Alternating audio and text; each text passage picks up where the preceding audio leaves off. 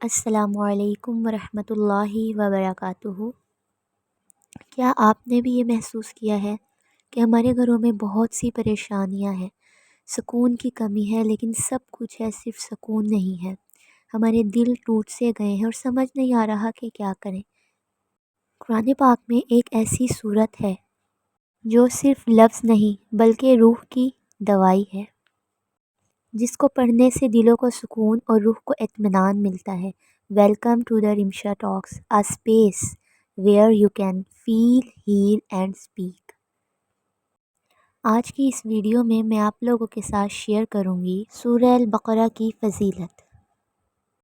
ترتیب کے حساب سے یہ قرآن پاک کی دوسری صورت ہے، لیکن لینتھ وائز یہ قرآن پاک کی سب سے بڑی صورت ہے اور اس کو پڑھنے کے بے شمار فوائد ہیں، بے شمار فوائد۔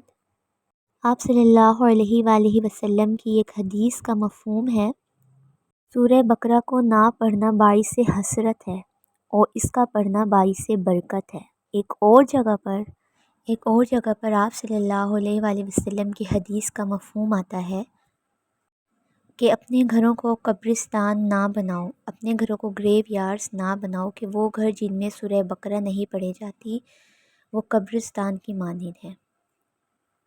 دیکھیں، اللہ تعالیٰ کا ذکر ایسا ہے جس کو پڑھنے سے دلوں کو سکون، روح کو اطمینان اور قلب کو راحت نصیب ہوتی ہے۔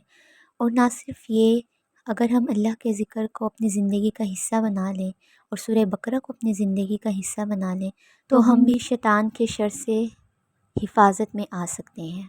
جس گھر میں سورہ بقرہ مسلسل 3 دن پڑھی جائے تو وہ گھر شیطان کے شر سے محفوظ ہو جاتا ہے۔ ہم نے اپنے گھروں کو قبرستان نہیں بنانا، اس لیے سورہ بقرہ کو لازم پڑھنا ہے۔ رات کو سونے سے پہلے اگر ہم سورہ بقرہ کی آخری 2 آیات آمن الرسول سے لے کر آخری تک پڑھ لیتے ہیں تو یہ 2 آیات ہمیں ہر شر سے بچانے کے لیے کافی ہیں، کیونکہ یہ قرآن پاک ہے اور یہ اللہ تعالیٰ کا کلام ہے۔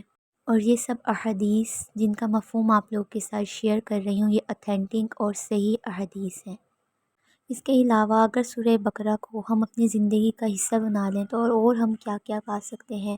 ہماری جو روحانی گروتھ ہے بہت اچھی ہوتی ہے، اسپریچولی گروتھ بہت زیادہ اچھی ہوتی ہے، کیونکہ اس صورت کی جو لینتھ ہے وہ اتنی زیادہ ہے، جس کو پڑھنا ایک چیلنج ہے، لیکن اس کا جو ریوارڈ ہے وہ بہت زیادہ ہے۔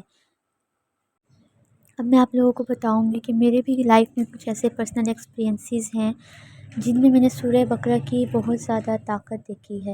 اگر آپ بھی کسی بھی انزائٹی، ڈپریشن، گھریلو مسئلے، جائیداد کی پریشانی یا کسی بھی طرح کے ایشو میں ہیں تو پلیز سورہ بقرہ کو اپنی زندگی کا ایک لازمی حصہ بنا لیں۔ سورہ بقرہ انشاءاللہ آپ سب کو ان مسئلوں سے نجات دلائے گی۔ کبھی بھی کسی بھی ٹائم بیٹھ کر آپ یہ پڑھ سکتے ہیں۔ اب زیادہ تر کوسچنس بہت سے لوگوں کے ذہنوں میں اب یہ سوال ہوگا کہ اتنی لمبی صورت ہے، اس کو ہم کیسے پڑھیں؟ ایک ہی سیٹنگ میں بیٹھ کر اس کو پڑھنا تو بہت مشکل ہے، لیکن یہ کوئی بہت بڑی بات نہیں ہے۔ اس کو انشاءاللہ ہم اس طرح پڑھ سکتے ہیں کہ اگر ایک سیٹنگ میں نہیں بیٹھ کر پڑھا جا رہا، آپ سے جتنا پڑھا جاتا ہے پڑھ لیں، اس پر بک مارک کر لیں اور پھر دوبارہ وہیں سے شروع کر دیں اور اس طرح اپنی سورہ بقرہ کو کنٹینیو کر کے پوری کر لیں۔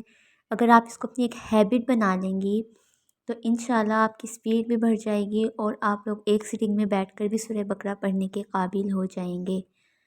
پڑھنے کا طریقہ کیا ہے؟ آپ لوگوں کے یہ بھی کوسچنز ہوں گے۔ پڑھنے کا کوئی خاص طریقہ نہیں ہے کہ آپ نے اتنی مرتبہ پڑھنی ہے، اتنی مرتبہ پڑھنی ہے۔ دیکھیں، اللہ پاک کو دل سے اگر ایک مرتبہ بھی پکارا جائے نا تو وہ دوڑا دوڑا آتا ہے۔ تو سورہ بقرہ کو پڑھنے کی بھی کوئی خاص ترتیب نہیں ہے، بس یہ کہ ہاں یہ ہے کہ جو ہمیں سنت سے ثابت ہے وہ یہ ہے کہ رات کو سونے سے پہلے 2 آیت آخری پڑھنا، یہ سنت سے ثابت ہے۔